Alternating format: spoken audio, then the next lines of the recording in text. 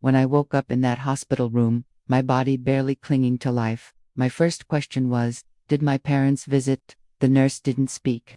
She simply looked away, her eyes clouded with pity. I'd been in a coma for 3 days, hovering between life and death after a car crash that fractured my spine, shattered my ribs, and nearly stopped my heart. 3 agonizing days, and not a single soul from my so-called family showed up.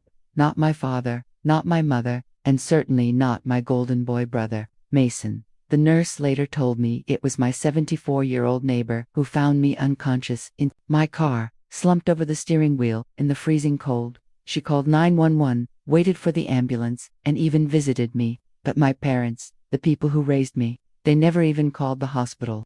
And this wasn't the first time they'd abandoned me. I should have seen it coming. They always made it clear I was the extra, the unwanted one, the daughter who ruined their retirement, cost too much with her asthma medication, and should have married rich like her brother. Every major milestone in my life, graduation, my first apartment, launching my small art business, they barely acknowledged. Meanwhile, Mason got applause for breathing. He crashed to cars, and they bought him another. He dropped out of college, and they framed his decision to explore his passion like he was some misunderstood genius. But this, leaving me to die. I didn't have insurance. My art didn't cover hospital bills. The medical staff gently asked if anyone could help with the finances. I gave them my father's number. When the hospital called him, he reportedly said, "If she's alive, she can figure it out." She always wanted to be independent. They literally left me for dead. What they didn't know was that while I was stuck in that sterile white room, fighting to breathe, something inside me snapped, or maybe it finally woke up. That day, I decided if I survived, I would never, never let them get a single drop from me again. By the time I was discharged, I was thousands of dollars in debt, bruised, in places I didn't know existed, and walking with a cane. I moved back into the tiny studio I'd prepaid for 6 months and started planning. But the universe works in mysterious ways. Just when I thought I'd have to claw my way out of this pit alone, I got a call from an attorney. Apparently, someone I'd only met twice, had passed away and named me in her will. Her voice had always been kind when we met, her eyes full of something my parents never gave me, respect. She'd been quietly following my art, supporting my online work. When she died, she left everything to me, her estate, her land, her investments, all of it. That's when the real story began. When I stepped into the attorney's office that following Monday, I still had a limp from the crash and bruises on my arms, but I held my chin high. I was handed a thick, overwhelming legal folder detailing a fortune I never knew existed. My Aunt Evelyn had been quietly, brilliantly wealthy. She'd never flaunted her money because she didn't trust people like my parents. Her estate included a vineyard in Northern California, 3 rental properties in Oregon, and over $3 million in diversified investments. And she left every last bit of it to me, with one line in her handwritten letter that brought tears to my eyes. To the only one in this family who knows what pain feels like and never turned cold. Use this to heal and build your own legacy. Leave the rest behind. I didn't tell anyone at first. I didn't need to. I anonymously paid off my hospital debt. I sold the lease on my old studio apartment. I took a trip to the vineyard, my vineyard now, and walked among the rows of grapes like I was finally breathing for the first time. Then came the message from Mason. "Hey, heard you're alive. Mom said you've been ignoring them. Don't be dramatic. No, how are you? No, glad you made it." Just entitlement, arrogance, and that same family poison I'd spent my whole life drinking. But I didn't answer. Not yet. The next week, I saw my parents again, not because I called them, but because they showed up. I'd quietly listed my aunt's beachfront condo for sale, and apparently, they recognized the address. I opened the door, in silence. My dad's eyes went wide the moment he saw the marble floors. My mother blinked at the luxury furniture. "Whose place is this?" she asked. "Mine," I wanted to say, but I smiled and said, "Can I help you?"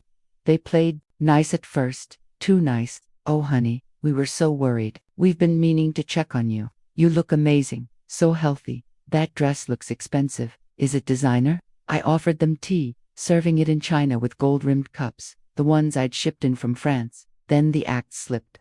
Dad leaned in and said, "We were talking with Mason. He said you might have come into some money. Your Aunt Evelyn died, didn't she?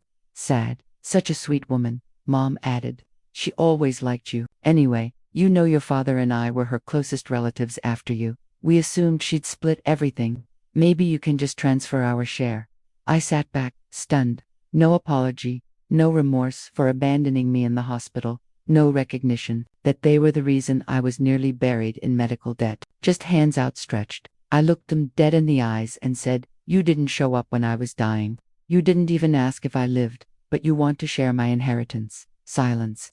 Then my father exploded. "Don't be selfish. We raised you. You owe us." That was the final crack. I stood up, walked over to the fireplace, and pulled out the original letter Aunt Evelyn had written. I handed it to my mother. She left everything to me. No splits, no debates, no crumbs. "And just so you know, I sold her stocks last week and bought out a business." My mom frowned. "What business?" "The one you always mocked me for wanting to start.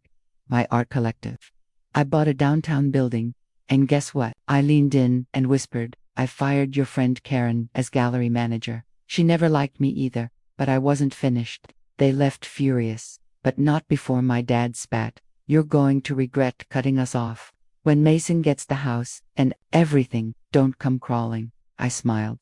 "You'll be the ones crawling, because the house is already in my name. They just didn't know it yet." The days turned into weeks, and for the first time in my life, I felt peace. Not just silence, but real, earned peace.